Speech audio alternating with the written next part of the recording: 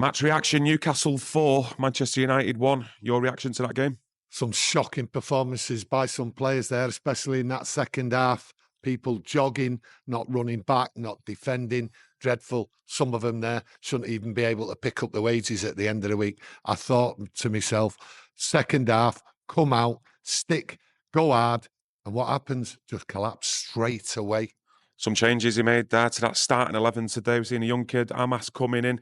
But one of the big calls today, what we've seen across our YouTube channel all week, was a decision on dropping Andre Onana for this game. Was that the correct call today?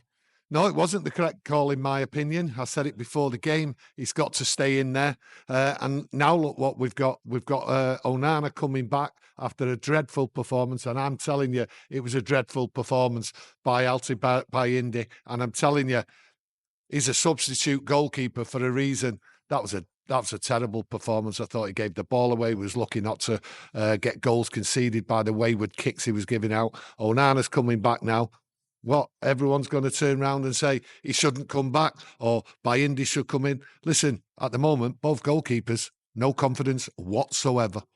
Newcastle took the lead with Tonali. Good goal from their point of view. Could have done better with the defending, being a lot tighter. But United did come back with a goal with Garnacho. I've got to look at that first half and I say to myself, all the changes what was made, United were in the game. For 20 minutes, they were in the game.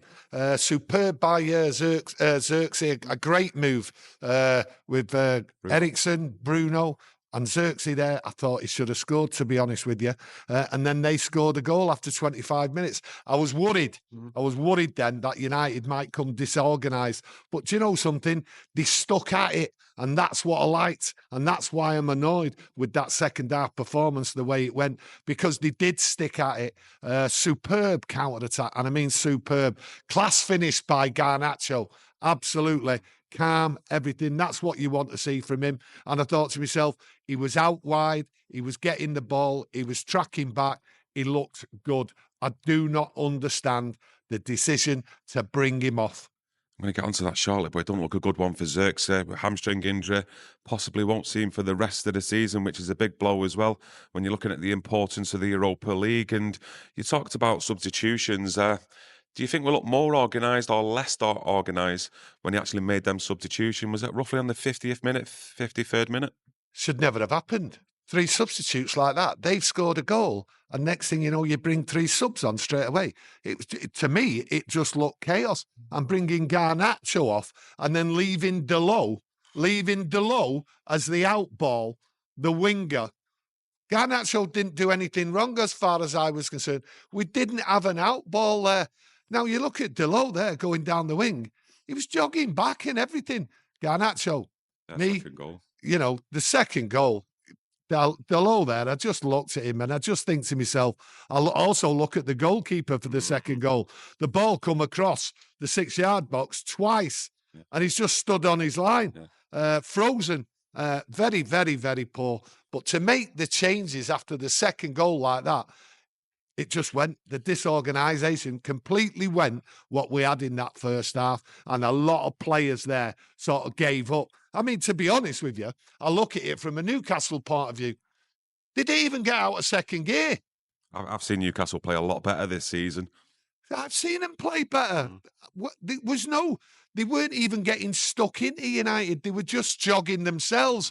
The quality there was so higher than Man United. United was just running all over the place. And once Xerxes went off, I mean, you've got to give it's a nightmare for him. But do you know what? He was honest in his football, what he was doing.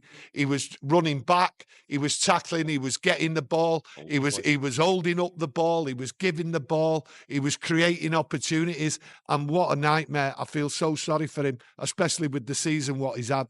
Yeah, you look at then the last 2 goals, the third and fourth for Newcastle, 2 individual mistakes.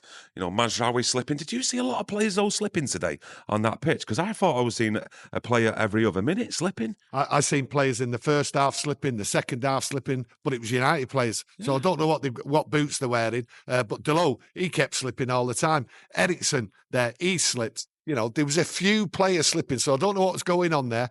But I've got to touch on Eriksen, right? I've said it time and time again. No legs. I watched him and he was jogging back, looking at players. The ball was going past him and he had nothing. There was nothing in him. Why did he stay on for 90 minutes? So, all right, loads of substitutions were made. I get it. He's trying to rest players, look for Thursday night once the game had gone. But Eriksen, why did he stay on there? He couldn't run. He couldn't tackle. It was a joke. Against the midfield three, and it's a strong one, like Newcastle, physicality of Tonali, Bruno Guimaraes, Joe Linton as well. I mean, he's never going to come out on top against the three like that, Eriksen, is he really? No, he's not. Listen, at one point there, I'm sure we had 3, maybe 4 number 10s on the pitch. That completely baffled me. And then to bring Mainu on that late in the game at 4-1, I mean, he's going through a time here and we're all worrying about Mainu with his contracts and everything else like that. And you think to yourself, what's Mainu thinking there being brought on at 4-1? He should have been on before anyone, to be honest with you. That's how I see it. Eriksen should not have been on the pitch. Never mind the second half. He shouldn't have been on the pitch. Mainu should have been in there. There should have been 1 or 2 different positions, what should have been changed. But for me, I thought everything about the game in that second half summed up Man United this year. Players jogging, players not interested, players not good enough. And I mean not good enough. But when a Newcastle side doesn't even get out of second gear, there was opportunities there. Can I ask you something now? You're looking at that game today. You're looking now, he used his substitutions, particularly the starting 11 as well. Is that then, the way you look at, are you seeing that now as to say the rest of this season now in the Premier League, expect more of this, where we could actually have more results like that? Is that acceptable? Because he's looking on the Europa League. It's not acceptable, but I did say, and this is my fear, that going into the last 6, 7 games, we would get games like that where players wouldn't try. Now, if you think them players weren't trying because they're trying to save themselves for Thursday night, no way. They are just not good enough. Thursday night, it's do or die, as far as I'm concerned. Do or die. And then the rest of the games, if we get beat, get knocked out, you will see these players, the true players, what they are, and they are not good enough. But today, what was disappointing, players wearing the Man United shirt, jogging and just not interested. 1 or 2 players were running around in that second half. Yes, those what came on, they were trying to do it, but there was no organisation. It had just gone to pot. And I have to turn around and look at Amorim and say to myself, what was you doing with all these substitutes? They didn't make sense to me. To take off Garnacho, leave yourself bare up front. Xerxes gone off. You know, I mean, we don't score goals. And I don't think Dorgu, when he came on, I don't think he played well, to be honest with you. I look at him at the Forest game, thought he had a poor 20 minutes. And I look at him today and I think something's gone wrong here. I did like the kid. But overall, I have to turn around and say, everything what could go wrong today went wrong, you know. Yeah, 2 individual mistakes, especially for their 3rd and 4th goal in the build-ups with the goalkeeper. Mazraoui slipping. Lindelof Yoro should have got over closer as well to Harvey Barnes for the 3rd.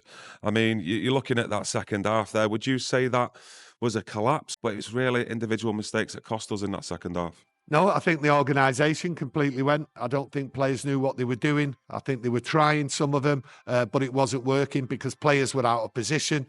Players weren't. I just look at it and I think to myself, he took Hamas off. I thought Hamas was doing well, to be honest with you. He stuck at it.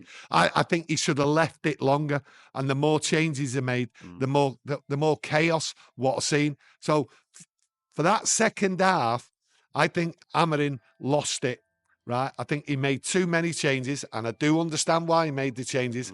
But some of the people what stayed on that pitch should never have been on it.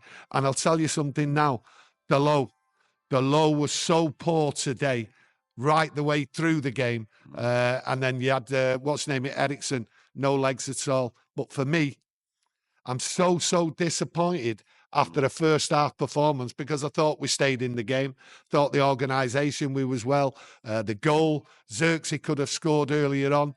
I think the Garnacho, he had a shot. I thought United were in it, and I thought coming out the second half, we'll have it. But to score that poor second goal just destroyed everything in me. And I'm fuming. I really am fuming at it because it's embarrassing. It's embarrassing now because we're all sat here.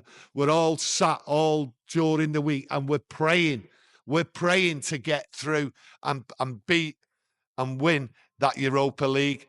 With that team today, I wouldn't give them a chance against anybody, and I mean anybody, for the rest of the season. I'll end it there. Let us know your thoughts and opinions on the game in the comments section, and don't forget to leave a like on the video. As you know, it's much appreciated. See you in the next one. Thank you.